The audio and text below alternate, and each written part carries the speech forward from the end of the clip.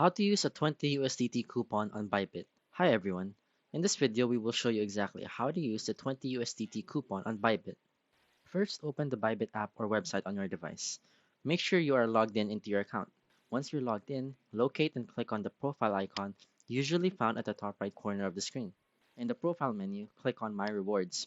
This is where you can see all your available rewards and coupons. After click on My Rewards, go to My Tasks. Here you will find the details of the 20 USDT coupon. In the My Tasks section, look for the 20 USDT coupon and click on Claim. This action will add the coupon to your account.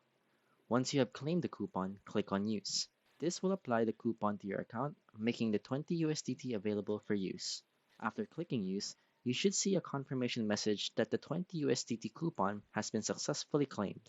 Now you can use the 20 USDT coupon. Enter the order details such as the quantity you wish to buy.